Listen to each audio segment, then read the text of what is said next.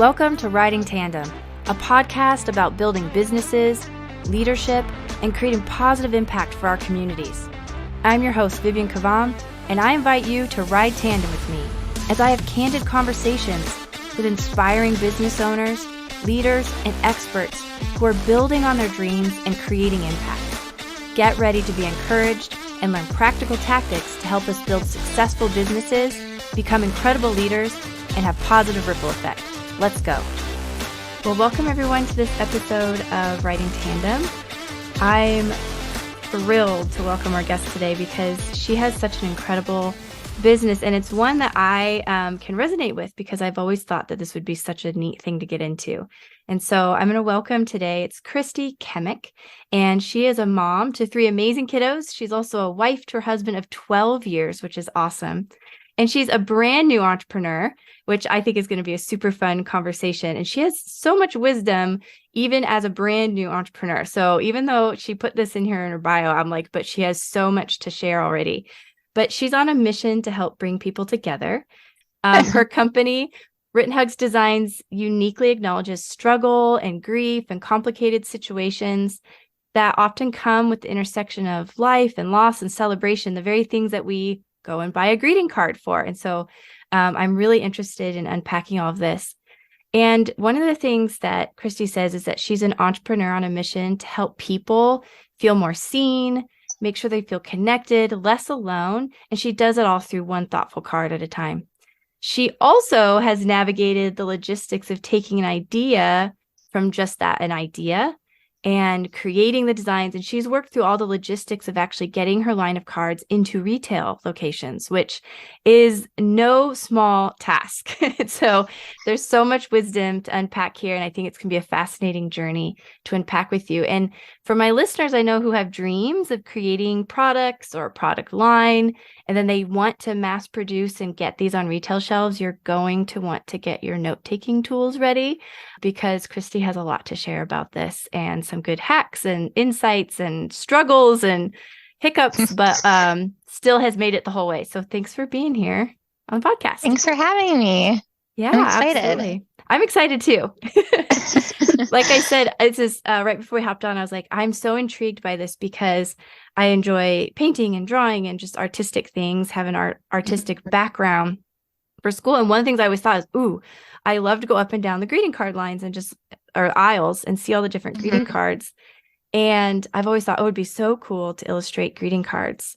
And my business partner, Michaela, when I told her we were having this interview, she was so jealous because she was like, she's always wanted to write the greeting card messages. Aw. Yeah. You guys make a great team though. We'll have to talk more later. I think so. And we always laugh because Michaela is a little more on the, she calls it salty side when it comes to messages. But we just had a designer actually design for us for Tandem Works. I think it's 3 or 4 card designs that are just unique to us. And so this is just so on our mind. So I'm really excited to talk to you more about it. So cool. Yeah. Awesome. Happy to be here. Yeah. So what is the story behind your decision to start Written Hugs Designs and especially to create the cards focused on the mental health piece? What inspired you to take that path? I started out, a few years ago, I needed to get a laptop or iPad. And I wanted to get an iPad because I wanted to be able to draw on it. And I was a stay-at-home mom, and without really any aspirations of it becoming anything more, just tested out ones that I liked. And then as I'm doing my stay-at-home mom thing, and it's hard, and I have anxiety and depression, and being a mom who I really want to connect with my kiddos. And I know that when I'm struggling, they notice and it's hard. And I want them to know that when I'm struggling, it's not their fault, that I love them, that I'm going to take care of myself and I'm going to take care of them. But if I don't communicate that to them, we run the risk of them making meaning where I don't intend them to make meaning. It's my fault. I'm not enough for mom. I need to take care of mom sort of meanings. So I began to say different things to them that were mental health related. Like, I know you can tell that I'm in a low right now, and I still love you, and I'm going to take care of myself. And here's one way we can take, like, I can take care of myself with you. Let's go outside right now. Or let's have a snack together. I think I haven't eaten and I need to do that. Those types of things where I would acknowledge what was going on, acknowledge that I need to take care of myself, and here's kind of how. And as that happened over time, I started to say these things in like lyrical text or rhyming. Okay. And one summer, like a whole stanza came out when I was really struggling with my mental health, caring for my 4-year-old, my now 4-year-old. And that's when it hit me that this could be a children's book. And so I began writing and illustrating a children's book only with the intention to like print it on like Shutterfly for my family and not go anywhere else with it. But when my husband saw it, he was like, this is good work. You need to share this with more than just us. I love that. And I thought, well, that's really sweet, but you're my husband. And I didn't really believe him. And then I shared it with my circle of friends whom I trust dearly, and they all loved it and agreed with him.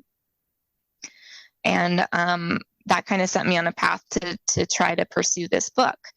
And while I was doing that, I still felt very insecure about my artistic talent. I'm not a professional artist. I just enjoy it. And I don't know all the programs. I have to learn and I have to, make mistakes and all this stuff. So I unsuccessfully tried to find people to illustrate for me. And each of them either had conflicts or whatever, but they all were very encouraging to say, I think you could do it. I like your work. I think you could do it. And that just began to grow my confidence and maybe I could. And then I started to have the idea of cards that go along with the book, but thinking the book should come first. And in sharing my book progress with a bunch of different people, someone just suggested if you did cards, like you could expand your reach and your message. And that night I couldn't sleep. I had a million ideas about how, like, my journey with grief and loss, all the things I learned in that, and how holidays make grief and loss harder to bear could be greeting cards that I've always wished existed. I've been through miscarriages, and Christmas, my family celebrates Christmas. Christmas after child loss is very difficult, but there's not acknowledgement of it. Mother's Day after child loss is very difficult, but there's not acknowledgement of it, at least not on a societal level. And it wasn't until I really was inspired by that suggestion that not only the mental health side of reaching people and helping them feel more seen and connected and loved coincided with the grief and loss aspect. That's when I really started having vision and wanting to start making cards and seeing where it goes. That's awesome. I love how things so often start with new businesses with a personal project or a passion project or an interest. And then it grows and builds from there. And I love how you were vulnerable enough to share within your circles about something that you were working on and that they were such an encouragement to you. That's really inspiring. Yeah. When you think about that, I guess I think of that as sort of a validation, right? That they were validating, go ahead and take the next step. Yeah, I think you're on the right path. Or have you thought about this? And you really took that feedback, which is something that's so important with any product. When we talk with entrepreneur friends or people who are thinking about getting something started, one of the things we talk with them a lot about is, have you validated the idea? And are you open to hearing feedback of, oh, I love your book, this is awesome, but have you thought about a card? There's a real need in that area. So I'd love to know, how do you research and understand those like specific mental health issues or holidays or occasions that you feel like would resonate with your audience as you've continued to grow your line of cards now? That's a great question. Honestly, I make them based on my own experience. And then when somebody makes a suggestion to me based on their lived experience, and that's I find inspiring, then I create it. And I don't know that I've always validated before making it or posting it online. So I have quite a few of my cards online on my website right now. Mm-hmm. And some of them haven't been ordered, so that's kind of a sign to me that either there's really not a market for this or I'm not being found. So I'm still very much in the throes of learning what is validated or not. Mm-hmm. But the ones that really seem to resonate are through my own lived experiences and when people share their vulnerable stories with me. For example, I'm thinking of a mom who went through infertility, and I was sharing with her the cards that I had created for Mother's Day's Complicated. And she just quite simply shared a very brief description of her journey. And it reminded me of either friends who had gone through it and how difficult it was. And I just felt like there is a need here for this. And I created a card that same day based on our conversation and based on conversations I've had with other people of what it's like and how it's this cyclical loss that you grieve every month, you hope and grieve every month. And it's so heavy and compounding and taboo. And most people don't know you're going through it either to empathize or support you. And there's a real need to break the stigma around it. So does that answer your question? Yeah, I think it does. I'm trying to figure out how to do that. I don't know that validation ever ends. And I love how you pointed out that there are some products that you have in your lines right now that maybe aren't ordered. And then you do go through that question of, okay, is the product, does that need to be tweaked? Or was it this was made for this one person and that was enough? And that's really what this was about. Right. Or how you were mentioning about, or am I just not marketing it in such a way as it not being found? And so those are always fun things, I think, to explore and to test and go, you know what, I'm going to focus on this line, see what I can do. Can I optimize it? Oh my gosh, now it's in front of the right people and it just explodes, which is super fun. Yeah. Yeah. I think it's always a challenge. For sure a challenge. For sure a challenge. Yeah. When one of the things I noticed too on your website and I thought was brilliant, and I think so many listeners could take a nugget from this, you asked for feedback right on your website. There's right on there, I think it says like suggestions, and it's just a simple area where people can put a suggestion and for like cards and things like that, or for a message. And I just think that's brilliant that you leave that listening piece open all of the time and are gathering feedback in that way. Yeah. I've loved having that. I've had people reach out in that way and share their stories. And because I have so much focus on grief and loss and mental health, those are where the feedback areas typically come through. I do have the light and the feel good stuff as well, but that's where people tend to reach out and share, like, this is what I've gone through. This is something that I think should exist in the world. Like, could you put it on your list to create it someday? So yeah, it's working out nicely. How much time do you find right now that you are able to do the creating piece of the cards and illustrating and those creatives? And then how much time do you find yourself more in the business side of the logistics and getting things going? And then I definitely want to talk about all that, how you do the mass production and logistics, but tell us a little bit about what that looks like for you, because I think there's a lot of creatives out there who struggle with, I want to take my creativity and turn it into a business, but then I'm afraid that I'm going to lose my creativity and get swallowed up in the business, or all of a sudden I'm not going to feel as creative anymore because I'm so consumed. So what is that looking like for you? That's a good question. I've just decided that I want to spend an hour a day creating. And whether it's something that turns into something that I'm going to move forward with and produce, or it's just a way of repeating the habit, or it's a way to get something out of me that needs to come out of me. I'm just deciding that even if I don't quote unquote feel creative, I'm going to do it anyway, and be okay if it's just junk that nobody sees. And that seems to be really helpful, because there are certainly times where creative ideas or images or inscriptions hit me, and that maybe takes me further and deeper into the creative side of things, and it takes more of my time. But having that set aside time has been really helpful, I think, in keeping the discipline, and knowing that if I am like carried forward with this creative inspiration, that I can take that time.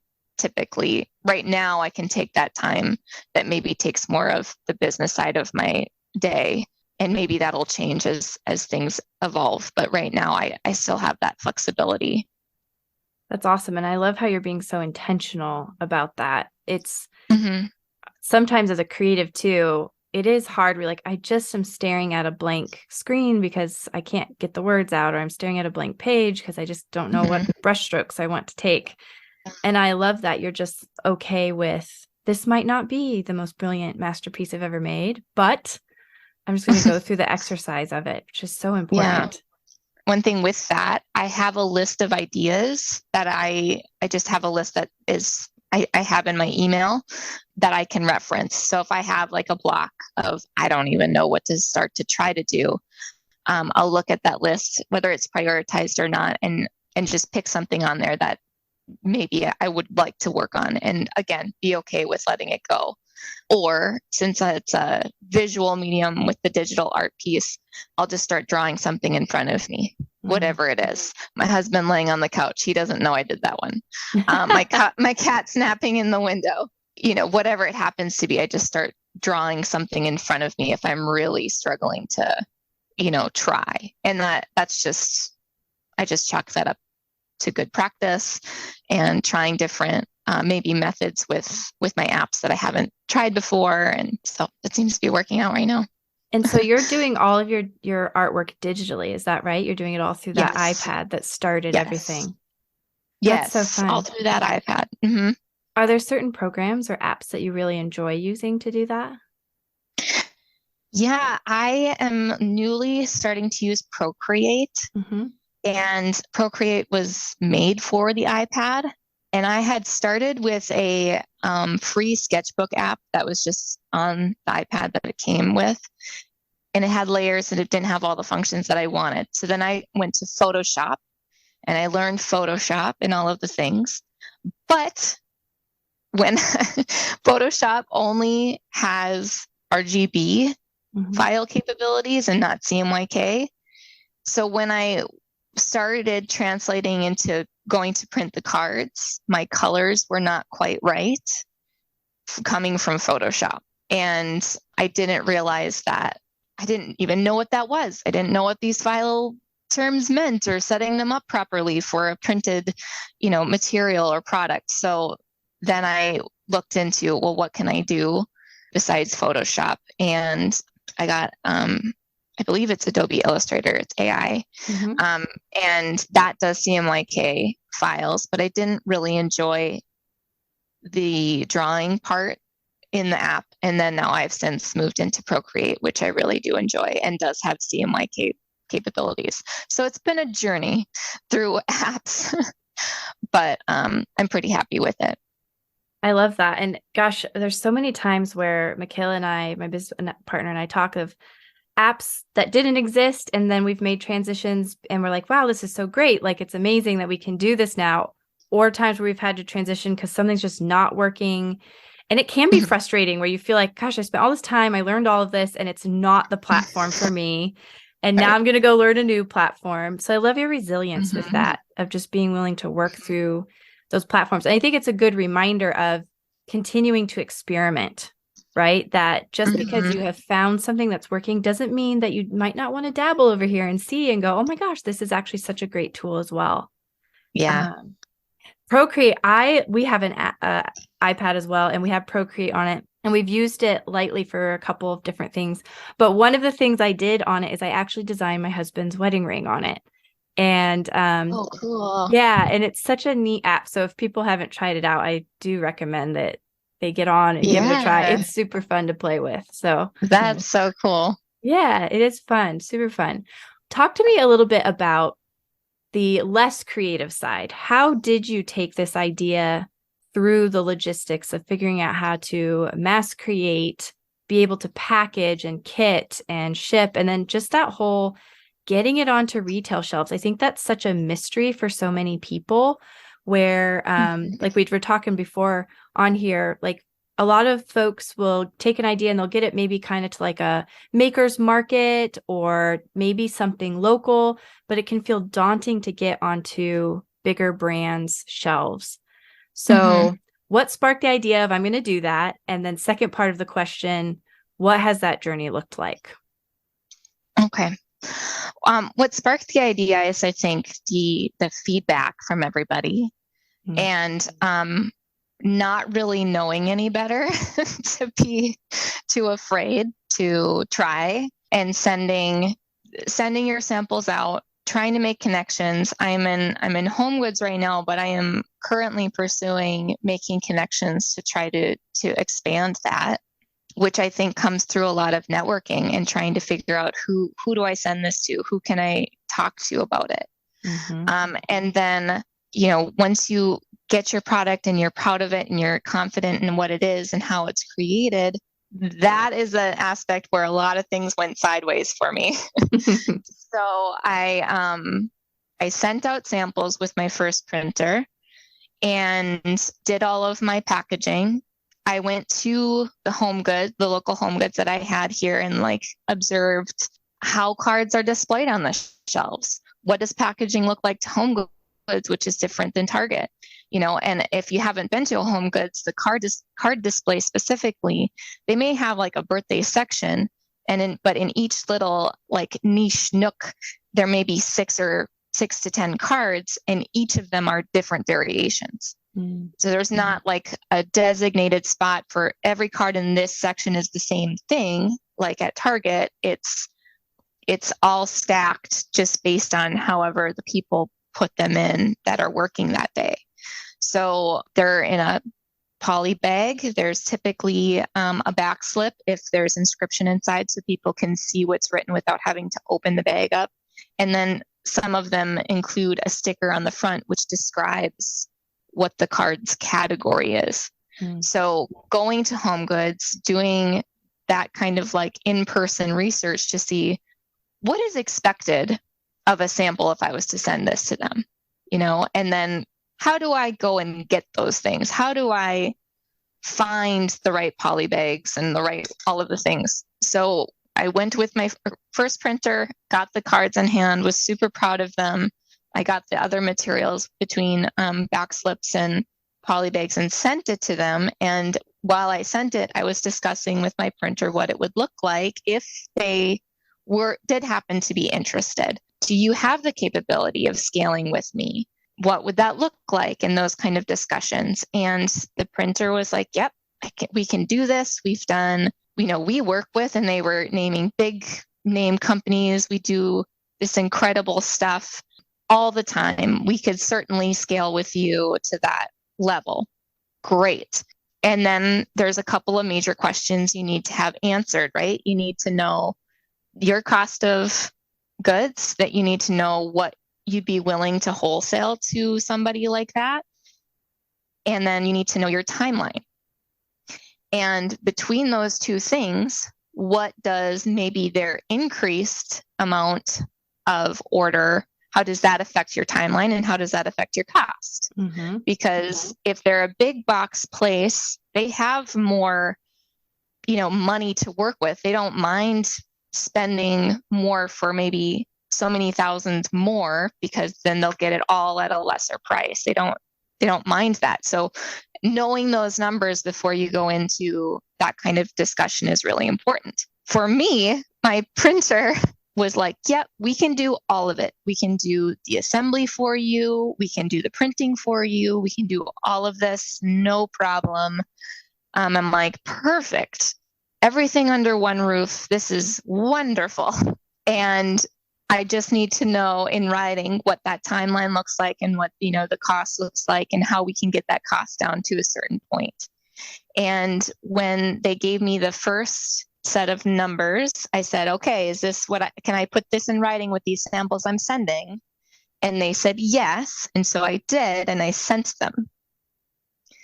A week later, I both heard back that Home Goods was interested in more of a conversation about it. And my printer said, actually, everything we told you was wrong. Oh, no. I had a scheduled meeting on my calendar for what I was going to talk to a buyer, which I'd never done before and no idea what to expect. And everything I put in writing is now not stable. And when I talked to my account rep at the printer, trying to understand why, she said, well, to be honest, we're going to outsource the kitting. And I said, what's kitting? Mm. What does kitting mean? She's like, the assembly line. And because of that, we are upcharging you for that, for finding the kitting service. And they don't have the security or assurance in their ability to confirm their timeline. And that's when I really felt like this could all go under real quick, because if I don't have the ability to actually follow through with a secure timeline, everything's going to fall apart and it's not going to work. I went to bed that night thinking that it was going to be over and done. I didn't know what to do. And in the morning, I woke up with the idea of kitting. That's the word I didn't know to search for when I first started looking into how to do assembly services. I was looking for like assembly line near me or packaging near me. Mm-hmm. And when I searched for kitting near me, that's how I found my kitting company, which is MDI. It's Minnesota Diversified Industries in Minneapolis, close to me. And I reached out to them. I sent them pictures of what I needed them to do. And they were like, yes, we can do this. Yes, we are set up for it. As soon as we get materials in hand, we can work on it. Here's the timeline of what we think it would be, and they were amazing and prompt and professional. And I threw 3 different problems at them over the phone. I'm like, okay, what if something's wrong with the shipment? What if the printer shorts you, or what if this or that, and we're still like coming up on a deadline and it needs to get done? Like, what kind of things, how would you problem solve through that? And for each thing that I threw at them, they had off the top of their head 2 or 3 different potential solutions for it. And that's when I like took a deep breath and felt like, okay, they get it. It's not all on me to do all of the thinking through problem solving. These guys have done it and they know how to do it. And so I went back to my printer with that information saying, okay, let's take the kitting off of your plate and just focus on the printing part. I need to know at what point my costs can get down to this level. And I told them the number that I needed to, like, how many cards do we have to order per variation to get to it, right? Because that's what I know Home Goods is going to want to discuss in that meeting. And that's when they told me, we don't know how to figure that out. If we get to those kind of numbers, we're probably going to outsource the work anyway, which then we would upcharge you for. So you're not going to see the benefit. You should probably find a different printer. And this is like T-minus a week or so before this scheduled call. And I, again, felt like,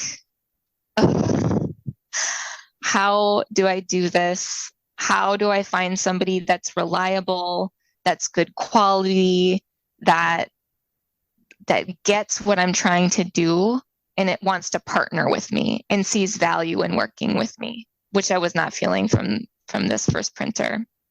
I tried got samples from a company that has a really fast turnaround, but they weren't the quality that I wanted. And then my husband suggested, well, you love MDI. Why don't you ask them for a referral? Or like, who do they know? Are there any local printers they know that could do this? And they referred me to the printer I'm working with now. And I met with her, or I reached out to her in one day, I think it was like Monday, and she, within 24 hours, had samples ready for me and took me on a tour of their facilities, of all their machines. She explained a bunch of things. She not only sent me home with samples, but like was really eager and like wanting to partner with me, interested to know what I was creating and why and the vision behind it. And she loved it. And she gave like personal stories that she shared with me. And it just felt different. You know, it felt like somebody wanted to partner with me to create and be a part of something that was missional and not just a printing company that, you know, doesn't really need my, you know, the work that I would bring in. I'm just a number to them, and it doesn't matter if I leave. So it was a last minute like switch before that discussion, but I was able to get all of the numbers that I needed from her on how to hit what I thought the price point should be, that I thought Home Goods would want, and then I could be prepared for that meeting. So before you get to the meeting part of the story, I'm curious to know, looking back now, what do you feel like if you were to tell someone else 3 to 5 things out of that whole experience, what do you feel like those would be? Like, what were the key lessons learned there for you? And also, man, the resilience. I love the problem solving. So like key number 1, keep problem solving, don't give up. But what would you say, looking back on that, are kind of your top takeaways that you would give to someone else?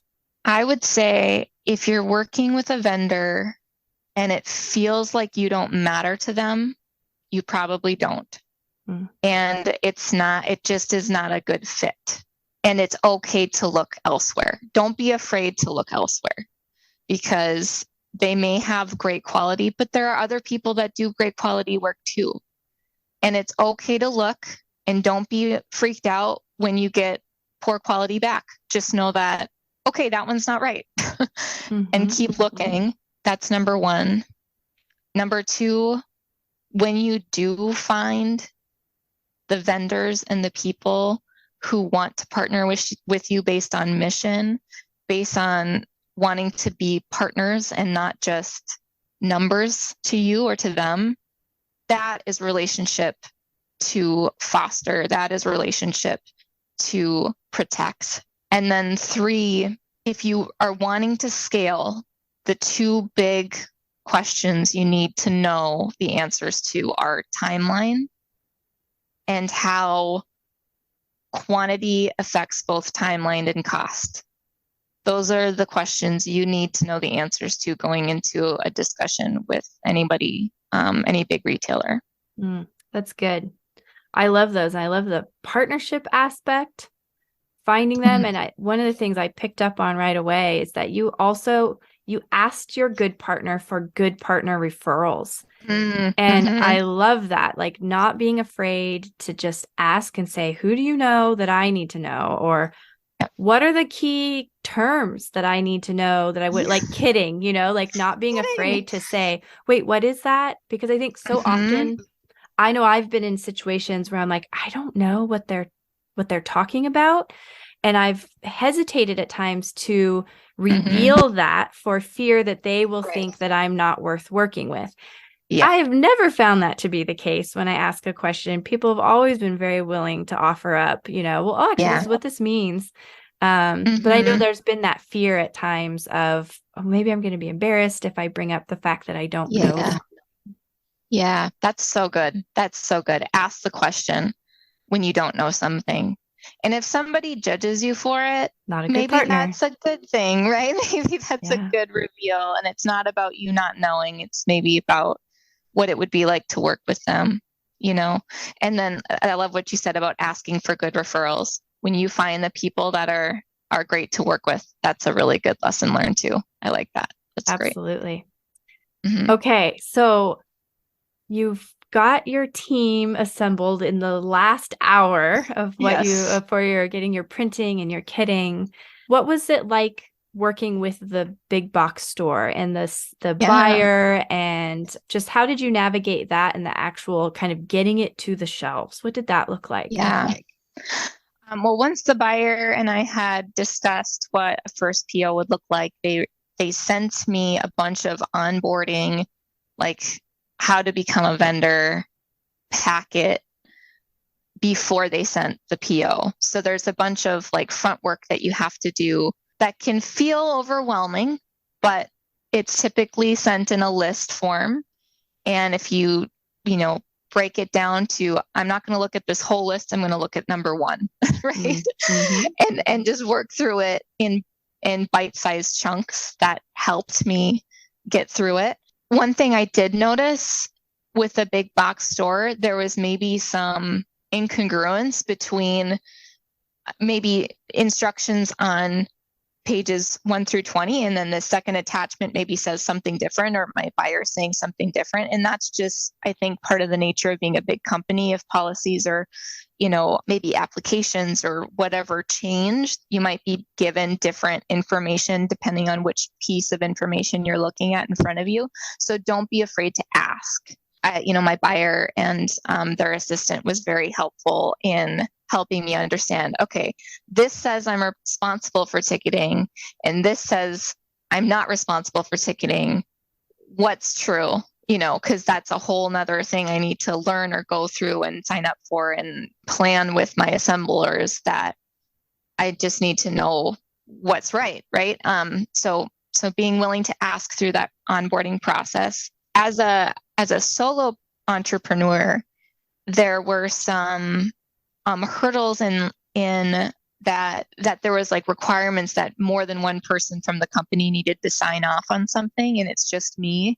So I'd have to like call the 800 number and like talk through like, well, I don't have two people that can sign off on it. It's just me over here. And so they would they have workarounds for that sort of thing as well. I love that problem solving again. Like, it's coming through loud and clear. I think what's so inspiring about your story that you've shared so far is just, it's okay not to know, but you just keep plowing through and you're taking things in just bite size. Like, I'm going to tackle this. Even with the artwork, I'm going to do it for an hour and then we'll kind of see where this goes. So I just think that's so great. And I love that you're sharing that piece, because it's so easy to get discouraged and go, this is too much, or it's too hard, or I don't have a business partner, so how could I possibly, or, you know, hurdle. And so I just love how you're talking through how you just knocked each one down a little bit at a time. Yeah. Yep. Yeah. And not being weirded out when people talk to you about, well, the person in your finance department probably blah, blah, blah. It's just me. If somebody did something wrong, it was me. And not being weirded out by, you feel like a small fish, you know. The people on the other end of the line are rooting for you even more when they find out that you're doing it on your own. So don't be weirded out that you don't have a team of people behind you in your business to take your shot. Like, you can do it. You can still take the shot and you can still do all of the things. And the big box stores work with people like us. So you wouldn't be the only one. That's so inspiring.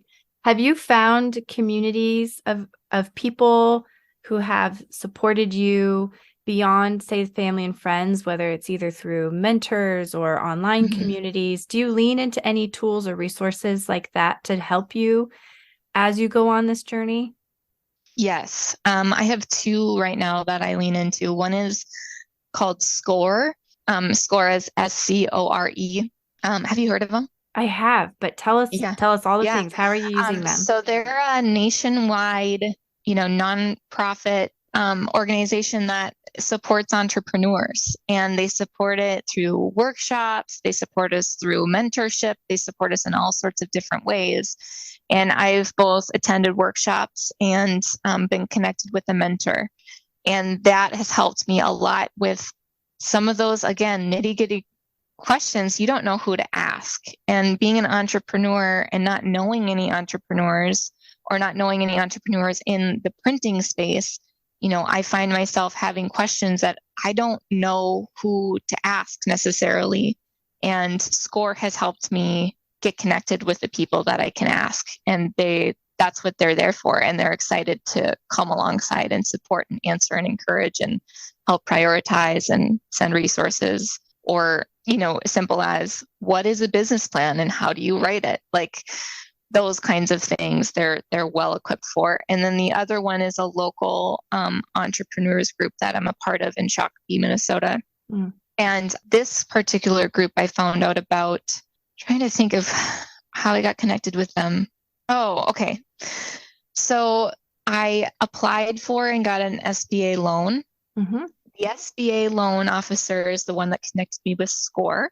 Working with SCORE, I got connected with people who are now doing work on my website and helping increase SEOs and all of the things that I know nothing about. And they were the ones that told me about working with this entrepreneurs group that happens to be in Shakopee. And when I reached out to them, now they're making connections and people know people in the entrepreneur space, or so-and-so has so many connections that are really important and are beginning to happen and make. So it's really a chain reaction of, hey, you should check out this.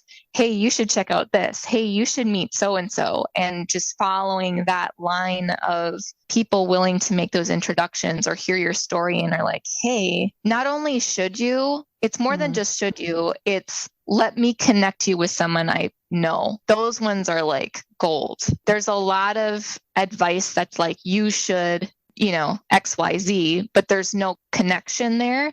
And that may be valid and good, but I find the ones where there's actual relationship seem to be panning out more. I love that, the connectivity of it all, because many people want to help. And I just had a beautiful connection the other day who came through somebody I know who said, I'd love for you to meet so-and-so. I think they have a lot to offer. I had a delightful coffee with this woman who had so much wisdom. And she sent me a follow-up email and there's links and I'd love to invite you to this next thing. And it just spirals from there. And I think that's such a great encouragement of, as an introvert for me, like, don't be afraid to get out and talk to people and show up at the networking event. You don't know what's going to happen. Which Michaela and I just talked, we did a podcast recently about networking and getting out and the difference between the extrovert, which is her, and the introvert, which is me. But it's so valuable. But then I just feel inspired with you saying that, of to be the connector, and just what a inspirational and gift that is to others, and to not be afraid to say, I don't know everything, but I do know this person. And I think you could meet and it would be really magical in some way. Okay, so this makes me think, we started off the conversation and you essentially said, I was a stay-at-home mom who had no aspirations of becoming really an entrepreneur. I started by illustrating my feelings in order to help my kids to be able to communicate with them. Fast forward, you now have negotiated all of these different difficult, challenging situations. You've been able to actually see your cards on the shelves, which I want to know how that felt. But when you look back over that journey thus far, what changes have you noticed in your own life that you're really proud of, or that have excited you, or that have maybe surprised you in some way? That is a great question. I think the thing I'm most proud of is that it's resonating with people across the country that I would never have ever crossed paths with had it not been for Home Goods. I didn't know people reached out to card companies. That was something I did not expect, for people to look me up and send me, notes of, I was just at a Home Goods in this state and I saw your card and it touched me so much and I'm so grateful. Or, I almost started crying in Home Goods because I've never seen someone acknowledge how hard this is, in a mainstream way. That really helps, because this is hard. This is hard to do. It's hard to balance. My 4-year-old was home with me most of the time when I started this. We did a preschool program where one day a week we're separate for 2 hours, and the second day a week we were both in class together for those 2 hours, an hour together, an hour apart, where the adults get together for like adult education time. And that's it. So that's like 3 hours apart, but truly only 2 hours for myself away from him. When I started and I put him into care 3 days a week, we found out that he has like diagnosable separation anxiety to a point that it was affecting him every minute of every day in a negative way. And obviously had no idea going into starting a business that would be an issue. And we're currently working through it all, like working with a doctor, working with a therapist, working with the school that he's at to try to help him learn that he's safe and mommy always comes back. And we had no idea this was going to be part of the struggle. But as hard as it is, I'm proud that I pivoted again to drop his care down in there from a full day to half days, 3 days a week, because that's what he needs.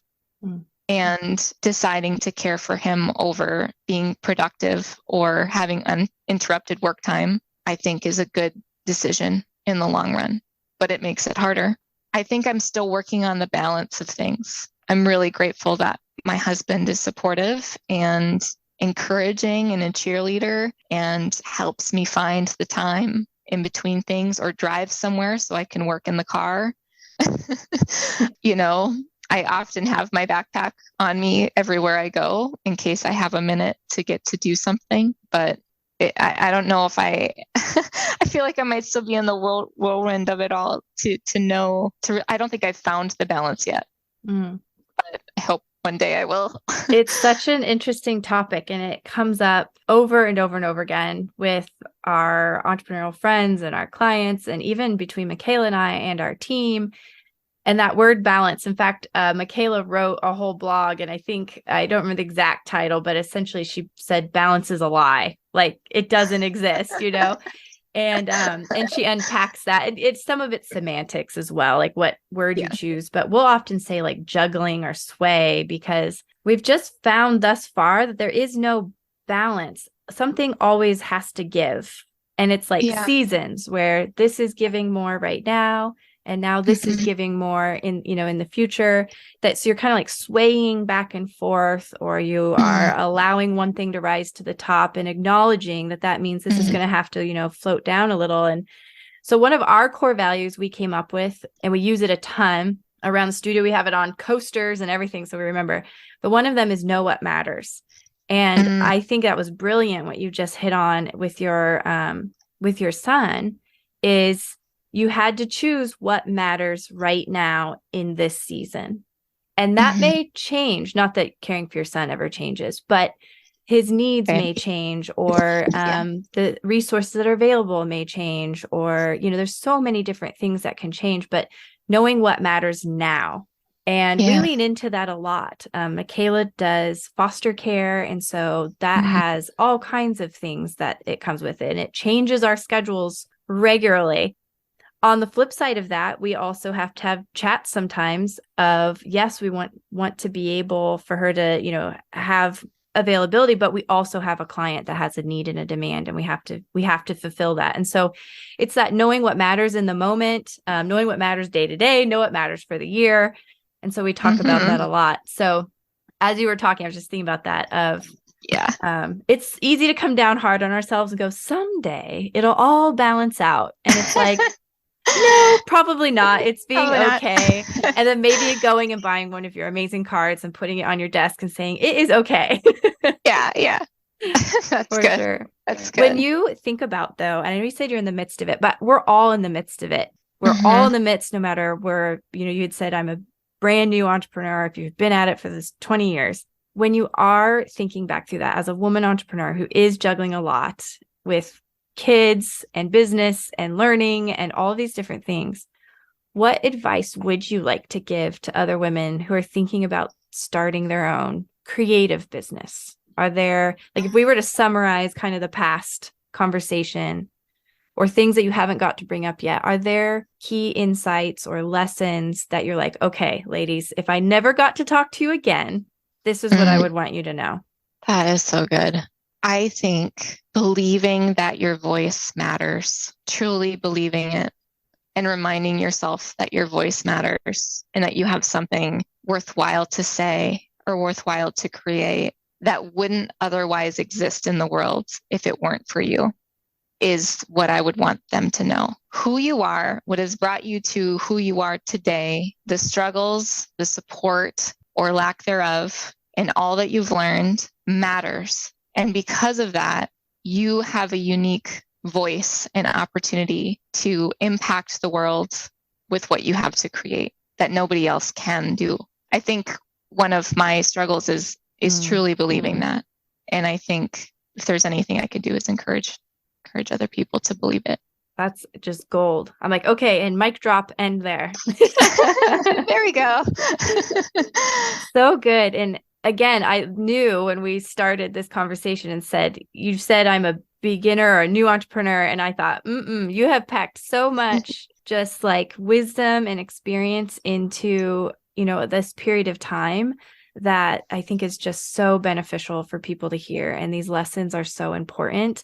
And they apply across the board, whether you are doing something physical and creative and creating something, mass producing it, putting out there, or you're doing a service. Like there's just so much gold here. And I appreciate you sharing so much. As we wrap up, I do have a couple of what I call rapid fire questions. So they're just quick little questions. They're just kind of fun, get to know you, and just something to kind of quickly summarize. Okay. So if you're ready, I'm going to ask you a couple of these. All right. Yeah. Okay. I'm ready. All right. Sounds good. What would you say in just kind of a bite-sized rapid fire style? What do you think is the biggest misconception about owning a business? That you have to make decisions and reprioritize pretty much every day. Mm-hmm. Well, I mean, I don't know if I answered that correctly. Do you know what I'm trying to say? I do. Yeah. I think people think like, oh, you just have to show up and you do your thing. You're like, no, it's all about making decisions over and over and over again. Decisions. I say decision fatigue all the time because it's a lot. Yeah. When you think about your favorite productivity hack for entrepreneurs or business owners, what's something you just can't do without? Excel, knowledge of Excel, and automating things if you can.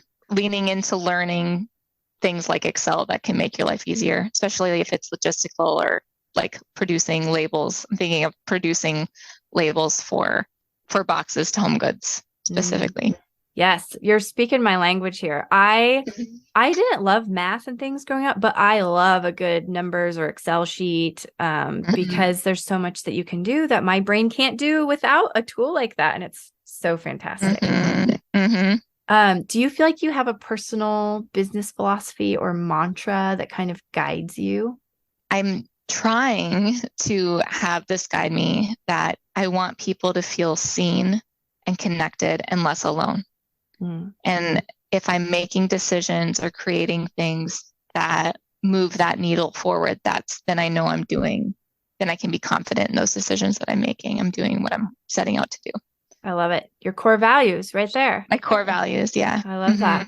What would be your favorite kickback and relax beverage? Oh, I love mango rum with orange juice and grenadine and a little bit of Sprite and some cherries. Yeah. I like it. Yeah. That sounds fancy. Because sometimes you got to close the spreadsheet.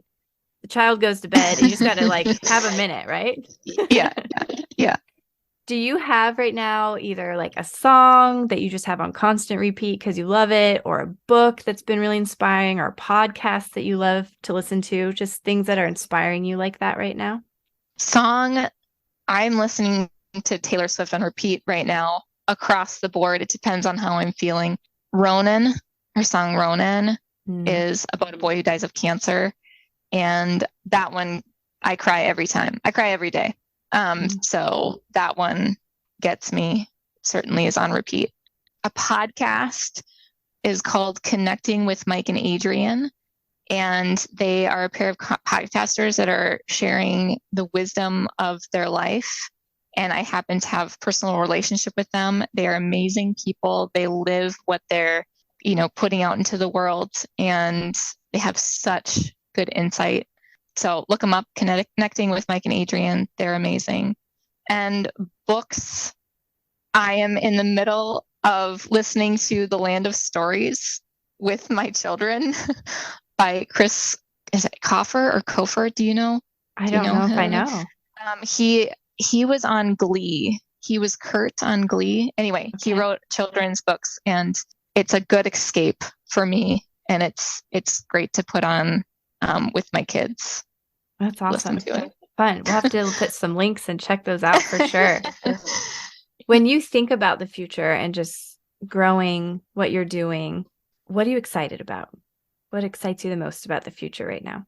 I think the thing I hope for the most is that my kids will be able to look back and say that mom always prioritized us Mm. and we always felt seen and connected and not alone Mm-hmm. with her. That vision is first and foremost felt by my kids, and I hope that they can be proud of me. That's awesome. No doubt they'll be proud of you. You send such incredible things already. Very, very neat. Yeah. All right, last two for you. What Okay. do you feel like is something people often get wrong about you? They don't know or get wrong about you. I am definitely an introvert, like a million times over. I'm very uncomfortable in a room full of people. The networking piece you said about sharing what it's like to try to network as an introvert. Mm. I think maybe people assume that I might look comfortable, but I am not. That's fair. I've been there for sure. Absolutely. Yeah. Okay, last one. And I'm super curious what you have to say with this because I ask everyone the same things. But what do you feel like business owners can do to make the world a better place? I think making decisions out of your values and partnering with people who want to be missional with you. I don't know. Actually, I'm sorry I didn't say this before. I know this is rapid fire. Since we discussed coming on here and then now coming on, something has changed about my business model entirely. Every card that I sell on my website, I match with a card donation to Brighter Days Family Grief Center. And so they serve families who are going through loss of loved ones, whether that's a child or a parent or anybody close to them, or maybe there's a terminal diagnosis in their family that everyone's grappling with. And they not only provide counseling services, but legal and all of like logistical things that come up that just feel super heavy on families as they, step into the unknowns of what their future holds. And they're doing incredible, incredible work. And they loved my cards and feel like that they would really bless families that are going through it. So for every card that I sell on my website or any vendor event, I am matching that with a card donation to them. So if you buy a card, not only are you hopefully blessing somebody within your sphere of influence, you're going to bless a complete stranger that you will never meet that is going through probably the hardest times of their life right now. So yeah, and that's super meaningful to me. So if you can figure out how to incorporate those kind of pieces, I think that would make the world a better place. Oh, I love that. And I love that you are doing that. What a neat way to give back and so connected and so aligned with your values. And it makes it such a neat thing to be part of. I love that duality of blessing someone in your sphere and then somebody that you don't even know. And you never know like what that impact has and the paths that cross. And so I think that's just a beautiful thing you've built into the business to have. And what a great challenge to others. I think there's so many creative ways to do that, whether it's monetary give backs or giving of your time or a 1-for-1 match of a product. Like that's such a neat thing for sure. Yeah, there's opportunity. So if somebody wants to find your cards and they maybe aren't in the area, are your cards in all Home Goods or are they just in the local one? And then piggybacking off of that, can they order online and how do people find your cards? You can find them at most Home Goods nationwide right now. And then on my website, www.writtenhugsdesigns.com. And yeah, that's where you can find them right now. That's awesome. And do you have like favorite social media channels or anything? And we'll be sure to link to everything, but Instagram's my favorite. Okay. Yeah. Awesome. Yeah. So we'll make sure that that's in all the show notes, the links to be able to find your cards. I think it's so fun too. Like if somebody finds your cards in Home Goods, when they flip the card over, is it on the back where it'll say that it's one of yours? Yes. Okay. Yep. Perfect. Yep. It'll say Written Hugs Designs on it and my website and all the things. And yeah, So they neat. can tell there. So neat. I'm like, we have a Home Goods here and we have one across, I live in Iowa, but they have in Iowa and in Nebraska. We're right on the border. So I'm like, I'm gonna have to run over there and see if it's one check of the it out. ones that carries. So that's so fun. But Yeah. thank you so much for hopping on and sharing your journey and being so vulnerable too about the pieces that you just haven't been sure about and are still working on and figuring out. I think that's just such a high value for people. Thank you. Thank you for having me. And thank you for doing this. I mean, I've listened to a few of your episodes, and being able to connect people with the questions that you're asking and feeling like encouraged by it, it means a lot. So thank you. Thank you. I appreciate that.